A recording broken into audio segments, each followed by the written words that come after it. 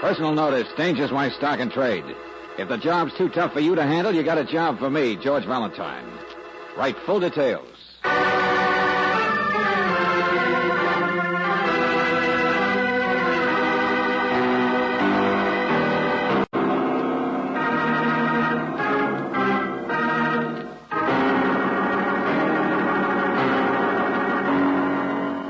Standard of California, on behalf of independent Chevron gas stations and standard stations throughout the West, invites you to Let George Do It.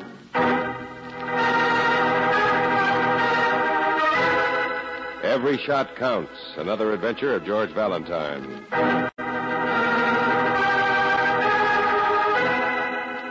Mr. Valentine, sir. I'm a cowboy movie star. I'm sure you must have seen me sometime, even if it's only on television. Well, anyway, I know how silly it sounds, but I need help. There's a most desperate situation that requires the action of a hero. And while I'd like to qualify, this same situation requires certain proficiencies that I haven't got.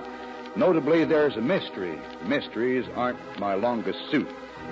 You see, I met her. But just barely. And Mr. Valentine, this lovely young lady I refer to, she's in distress. She is.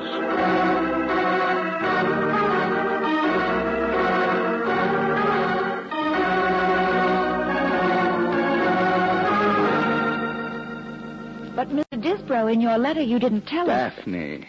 That's who she is. Oh. Daphne. Daphne, huh? Yeah. I met her just the other day, you realize. I was talking to a man I know, a song plugger. That's like a Fuller Brush man, only with music, you see. He pointed her out. You know the type, Miss Brooks, a little school teacher type that's always having westerns, you know, big, bashful blue eyes and hair like honey and a heart just as big as all out of doors, you know. With a head to match. I know. Who cares if she's smart? I don't. Anyway, I find this little girl lives all alone, way up in the Imperial Crest Apartments. Uh-oh, I take it back. Daphne does all right, doesn't she? Oh, she has money, but she's nervous, if you know what I mean. So nervous she'll hardly talk.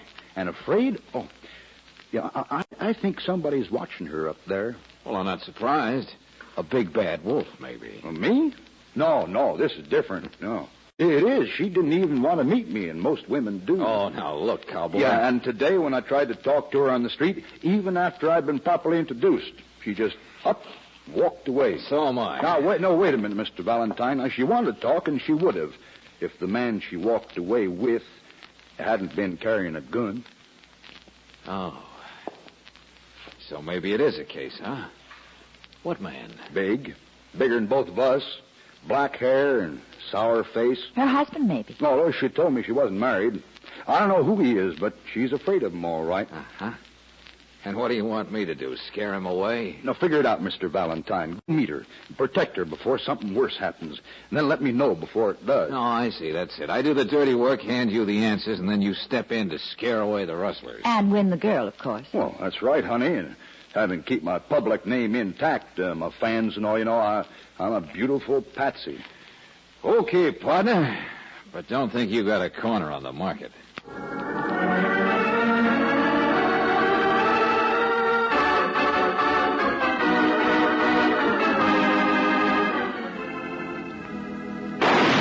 Hey, what the... I put your cigarette out, didn't I? Well... One shot at 30 feet, that's pretty good. Oh, but I missed a sandbag again. Look at them holes in my wall. Hey, lady, you got holes in your head. Oh, now, don't be angry. I'm practicing here on my roof garden. See that clay pipe down there? I never miss. Oh, fine. You must make a big hit with lots of people. Well, my landlord and neighbors do complain once in a while. See the other pipe? Hey, you... But I talk them out of it. Well, now, look, I don't talk so easy. Don't you? No, he doesn't. Not when you're around, you mean? All no, right, Annie Oakley, so you're nice to look at. Daphne Crockett, girl type Davy. Crockett? Oh, of course. The Club Paris. Mm-hmm. I've been there 5 years, longest run of any acting nightclub. Everybody likes my shooting. Oh, so that's it. Little Red Riding Hood turns out to be Two-Gun Nellie, professional bullseye artist. Mr. Valentine, where are you going? To see the bull about some black eyes. No, wait a minute. I'm here now. I might as well speak my piece, even if it's only for laughs. Speak your piece. Like Miles Standish? In a way. Only John Alden's name this time is Rafe Disbrow. Oh, him. Yeah, he's funny, all right. He thinks you're in danger. The cowboy says you're being watched up here. He says what? Well, there's the building next door. I guess from that one apartment over there, you could Oh, probably... no. No, of course not. All right, lady. But the rest of my recitation says you're afraid of a big man, black hair, sour face. How about that one? Mr. Disbrow has quite an imagination, hasn't he? Maybe. And maybe not. I suppose he sent you over here to protect me. That was a general idea. And think twice before you say no. I'll show you what I think of Mr. Disbrow in spite of that lovely Texas accent. You see those 3 little dolls in a row? Lady, I said think twice. And there are 3 bullets left in this gun. Oh, now look, if you are in trouble, 3 Daphne... answers you can take back. Okay, lady, never mind. We get the idea. This is where we came in, Angel. Hey, that was 4. Miss Crockett, Daphne! No, I'm all right. Oh, God, you missed me. What missed you? Where'd that extra shot come from? No, there wasn't one. Get out of here, won't you? Please leave me alone. Please, leave me alone. Don't waste your breath, lady. We've already gone. George, shall I telephone Lieutenant Riley? No, he's on vacation. Ask for Clary and tell him to get up there fast. Yeah, I got a date next door, Angel. See you in the second reel.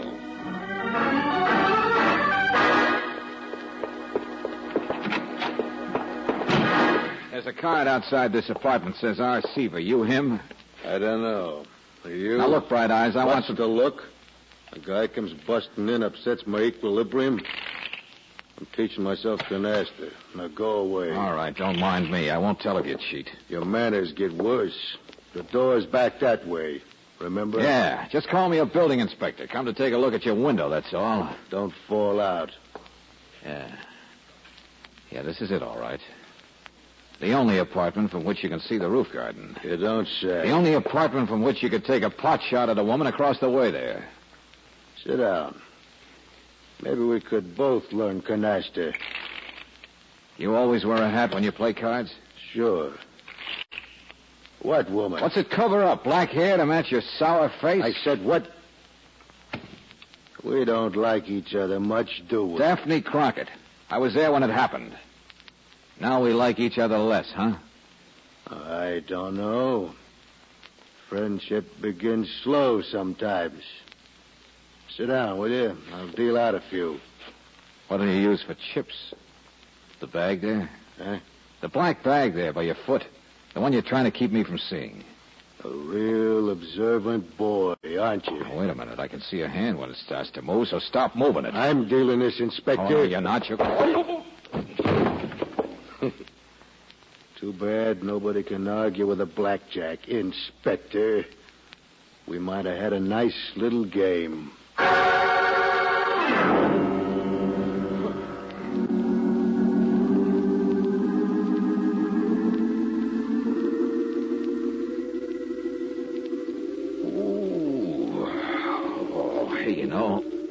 You know what?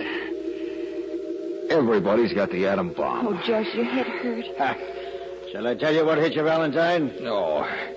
But don't tell me that's Lieutenant Clary's voice, not at last. At last. Valentine, if you'd wait for the police once in a while, or better yet, if you wouldn't get mixed up in cases like this. All right. You sound just like Riley. My headache's bad enough.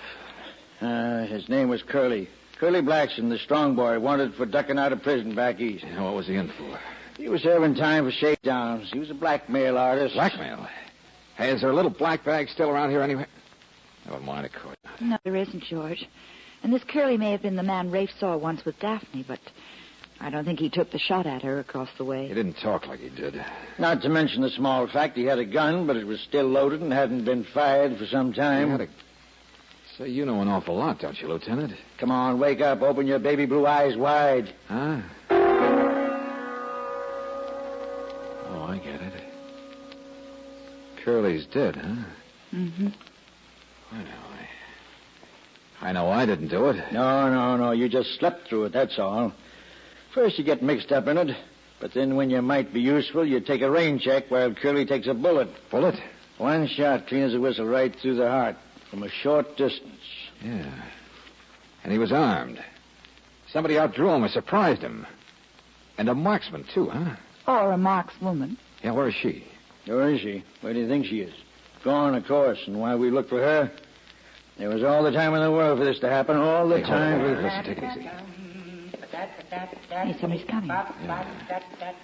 And remember, Lieutenant, the girl didn't shoot it herself out there on the roof. And if Curly had... Shh, wait a minute. Keys. Sure. Sure, it's the guy who lives here, R.C. Do you want to bet?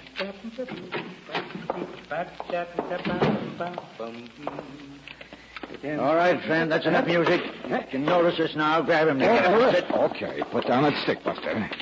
That's better. A little surprised, that's all. You can let me go. I'm all right. You're all right. Sure. Da-da-da-da-bum. You're breaking my heart. Never leave a tune unfinished. Had to finish it, that's all. Say, didn't expect a room full of roses. Sit down. Roses are in 7th place this week. You know that? My name's Clary. Homicide. All right. Sit down. Sit. Listen, my friend. Hold it, Lieutenant, just a minute. Roses are number 7, huh? How's Jealous Heart? A little raise on records, down in sheet sales, though. Oh, but you ought to hear the blues number I've Song got. plugger, huh? Maybe even the same song plugger who once introduced a cowboy to a girl. Maybe. I don't know. Play piano down at the Club Paris, too. The club... Oh, all begins to tie together, doesn't it? My friend, we're going to pull up our chairs for a nice long talk. Be careful, don't stub your toe. What? Chairs are all nailed down. Keeps the maids from moving them around. Listen, man. Look, Looney, Daphne Crockett was being watched from here, and I doubt if Curly did it. She was shot at from here, but he didn't do it. Did it, do it, did it. My name's Seaver, Lieutenant, not Looney. Seaver. Dick Seaver. Dead-Eye Dick, they call me. Dead-Eye? And Curly was murdered by a dead... Well, brother, if you're crazy enough to Wait a admit minute, it... Lieutenant, wait a minute. Chairs nailed down, that stick you carry. You haven't even noticed the body yet. You haven't been watching Daphne, have you, Deadeye? Of course not. I couldn't. I'm blind. Dee-da-dum. Ba-dee-bum-bum-ba-dum. Ba-da-da-da-da-bum.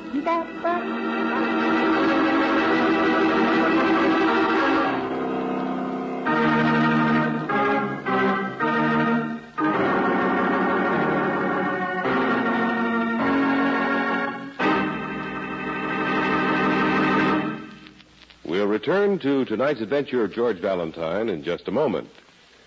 How good are you at predicting the weather? Standard of California knows what the weather's going to be like in your area months in advance. They use this knowledge to blend Chevron Supreme gasoline according to the varying climatic conditions in your region throughout the year. Further, Chevron Supreme is climate-tailored according to each different altitude and temperature zone in the West. That's why you can depend on it to get the best out of your car every month in the year, wherever you drive in the 7 western states from Canada to Mexico. Try a tank full of premium quality Chevron Supreme tomorrow. Watch how much better your car responds to its climate-tailored power, faster starts, faster pickup in traffic, and ping-free power on hills. You'll find you can't buy a better gasoline for today's high-compression engines. Ask for Chevron Supreme at standard stations and at independent Chevron gas stations where they say and mean, we take better care of your car.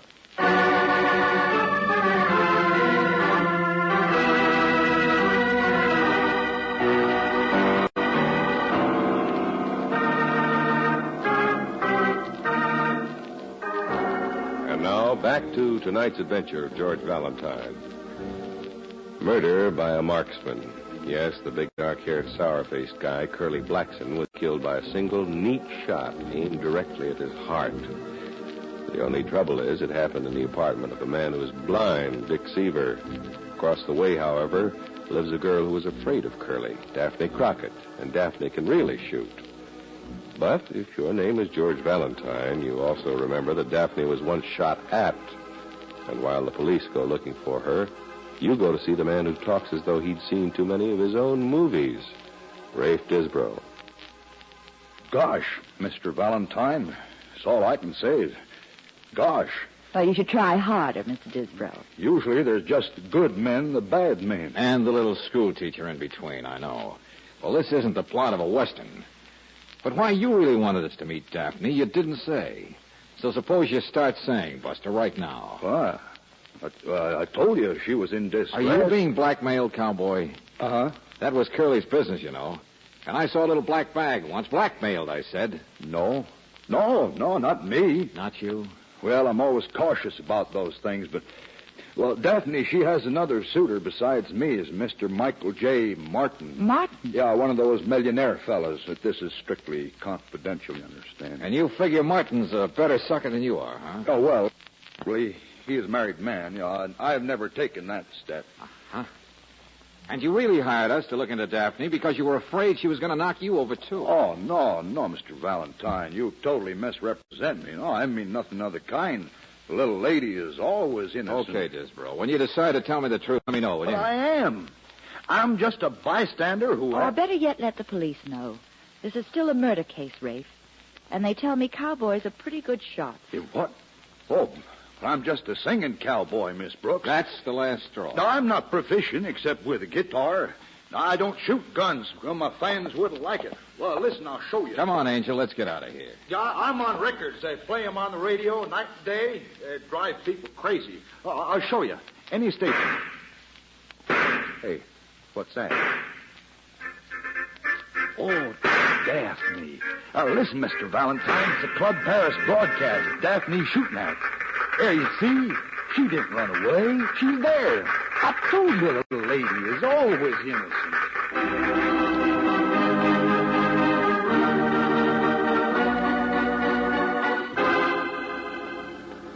Here we are, George. Dressing room number 4, 3, 2. Sure. She's number 1 with a star on the door. Hey, just a moment, please. I'm very sorry, but no one's allowed inside. Well, I'm sorry, too, Shorty, but we want Miss to see... Crockett isn't receiving any callers this evening. She hopes you understand. Well, now, that's real thoughtful of her. Just step to one side. You needn't raise your voice, but if I haven't made myself clear... Oh, George, just take him up and... And I really don't feel like arguing about Shorty, it. get out of the...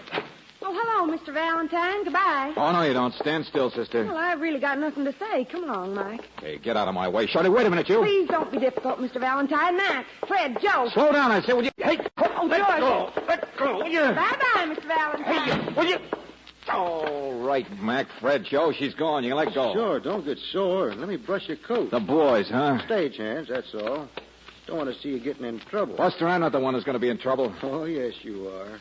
Little guy's important, tough, too. The what? Little guy went with her, the Michael J. Martin. Martin? You mean that little shrimp was Martin? Lucky we saved you, huh? Lion hunter, you know. Toughest little guy in the world. Best marksman, too.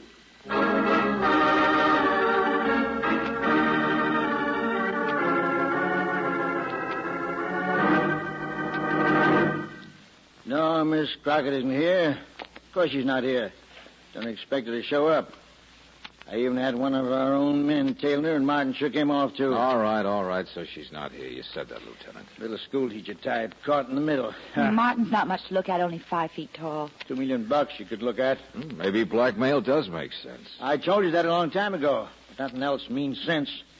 Why did Curly come out here? Why'd he get killed? Oh, stop asking questions. All right, you want an answer? Curly was Daphne's husband. What? It's in the record. They used to be married. Sure. Now she was afraid of him. Sure. Let me ask you, what kind of an answer? Does it tie together a cowboy, lion hunter, Annie Oakley? Does it tell which one of those marksmen put a bullet through a man's heart with one shot? Let's not leave out Seaver. He'd be a nice guy to get caught in the middle, too. I mean, this happened up at his place across the way from Daphne's. People know that, and they know a little black bag's still missing. Yes, George, and Seaver's reputation isn't so good. People might imagine he managed to get his hands on the bag somehow. All right, so he's tied in. He's a friend of Curly's, too. But let me Angel, tell you something. when we were at the Club Paris, who was playing the piano? Huh? Well, it was... Oh, George, it wasn't Dixie. Uh-huh. See what I mean? He's missing, too. And you know, Lieutenant, a blind guy who's a heel could get into trouble easily.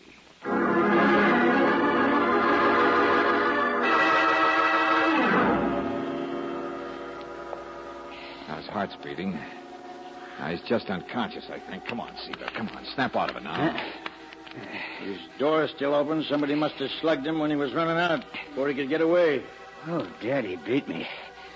My head. Oh, he's okay. Take a look inside. That's what I'm doing. It's quite a mess. It's been ransacked. All the drawers, the only thing still in place are the furniture. Michael J. Martin. Dead. Would you look at that? Another one-shot victim. Sharpshooting. Even about the same distance. Yeah. Got Martin a little higher up, though. Yeah, look here. Hit him right in the neck. So what? He's as dead as Curly, isn't he? Oh, yeah. I'm just... What is it, George? The window. Lights just went on there, opposite. What? Yeah, so they did. The roof garden. Little Nell has finally come back home, huh? And, Lieutenant, if you work a process of elimination... Come on, let's get over there. I'll stay here. But, George... Go on. I'll take care of Seaver here. Now, I'll take you 5 minutes to make it from building to building anyway. All right, we'll keep our eyes open, but you watch from here. Don't worry. I've been wrong before. I'm not going to be wrong this time. Get going. Oh, Daddy, what a head. What's happening? What's happening, Mr. Valentine? Here.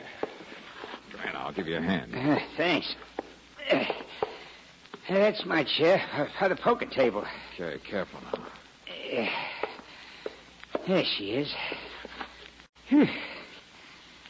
Sit down yourself, Valentine. It's good for the rocks in your head. From the chair opposite me, the wing chair there, you can see out the window. Yeah, thanks. Already there, aren't you? Tell by your voice.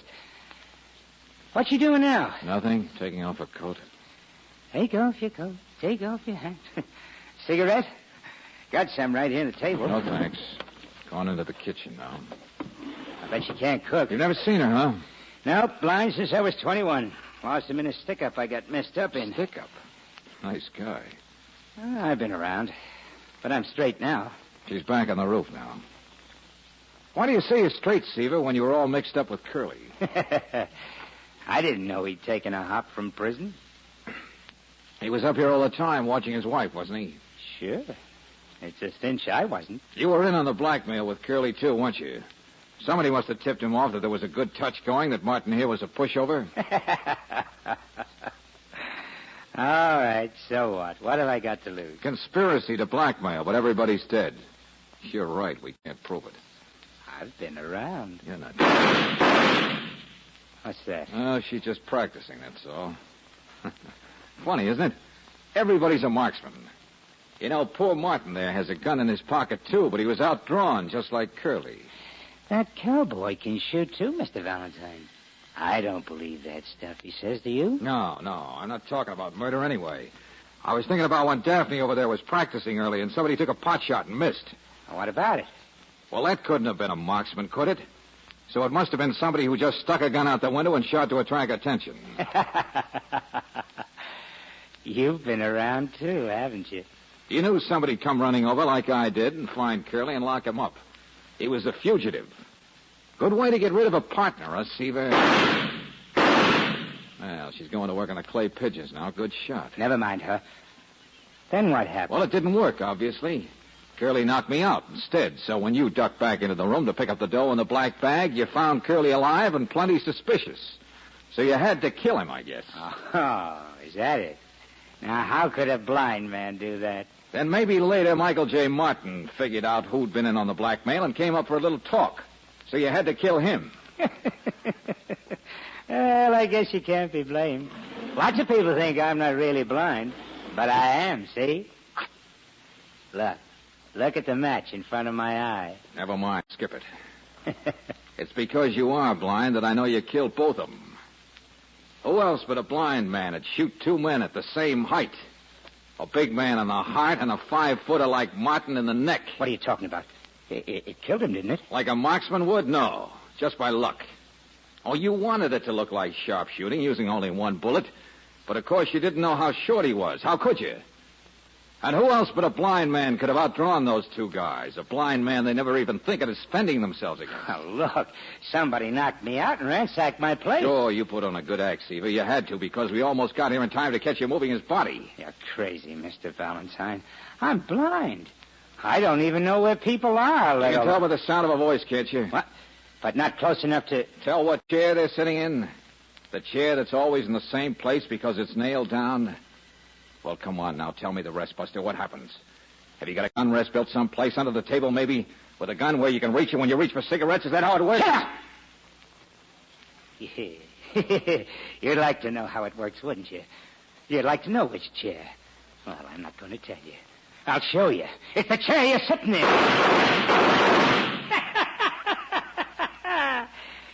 Simple, isn't it? The blind man can fool them all. A little heavy on the downbeat, maybe.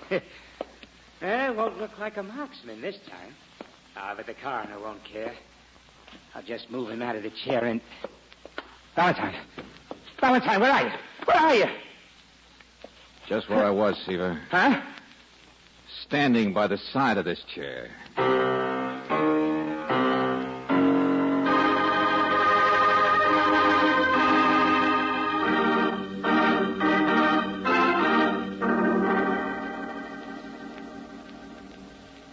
Oh, thank you, Mr. Valentine.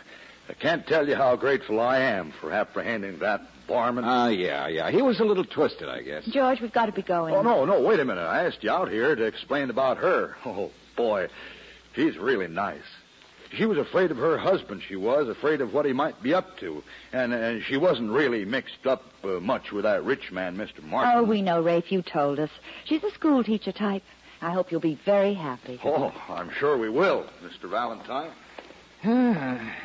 Well, this is the last reel, Angel. So look out for the cactus while we mount up and ride off into the sunset, leaving the little ranch house behind. Huh? Well, George, at this point, doesn't the hero usually kiss the girl? Oh, no, ma'am. Huh? He always kisses the horse. Oh.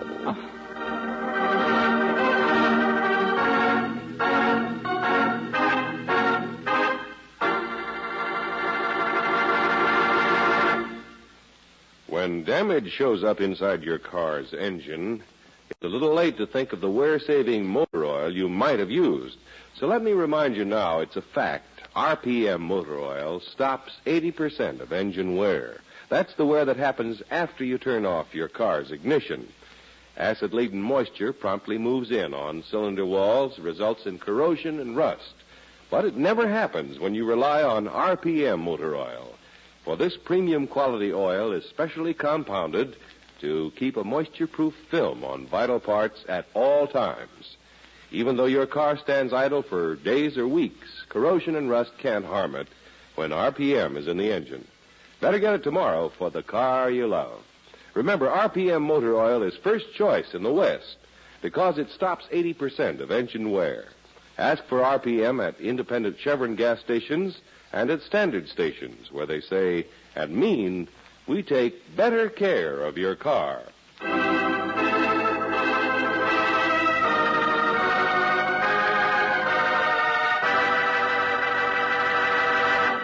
And now, here is Robert Bailey. Who cares about the crippled lady down the road, neglected and alone? Your neighbor who needs medical attention but can't afford it? You care when you give all you possibly can to your community chest. For the money you give helps pay for visiting nurses, medicine, surgery, helps thousands of people enjoy healthier, happier, more wholesome lives. So give proudly. Enough for all community chest agencies. Enough for a full year.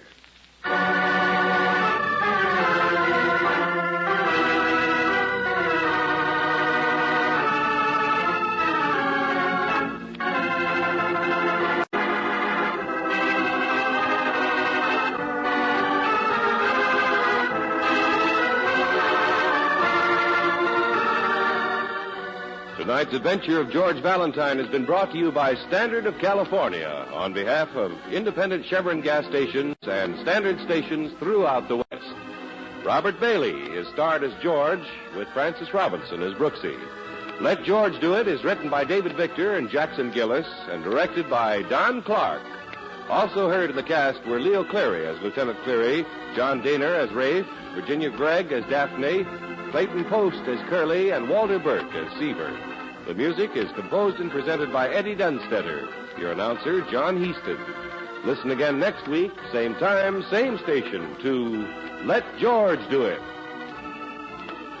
This is the Mutual Don Lee Broadcasting System.